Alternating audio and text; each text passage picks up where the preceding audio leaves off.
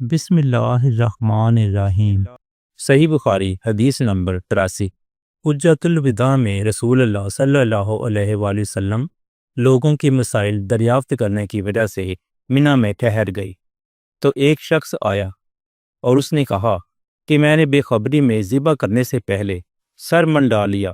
آپ صلی اللہ علیہ وآلہ وسلم نے فرمایا اب ذبح کر لے اور کچھ حرج نہیں۔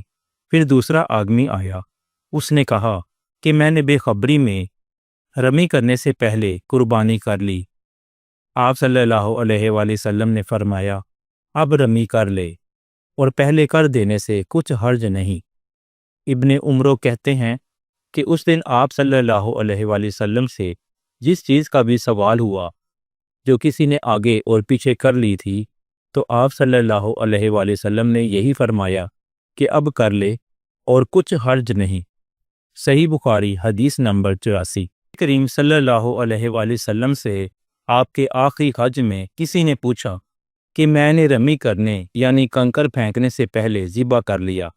آپ صلی اللہ علیہ وآلہ وسلم نے ہاتھ سے اشارہ کیا اور فرمایا کچھ حرج نہیں۔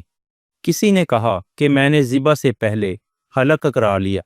آپ صلی اللہ علیہ وآلہ وسلم نے سر سے اشارہ فرما دیا کہ کچھ حرج نہیں۔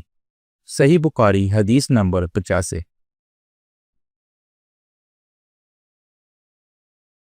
نبی کریم صلی اللہ علیہ وآلہ وسلم نے ارشاد فرمایا کہ ایک وقت ایسا آئے گا کہ جب علم اٹھا لیا جائے گا، جہالت اور فتنے پھیل جائیں گے اور حرج بڑھ جائے گا۔ آپ صلی اللہ علیہ وآلہ وسلم سے پوچھا گیا کہ یا رسول اللہ صلی اللہ علیہ وآلہ وسلم حرج سے کیا مراد ہے؟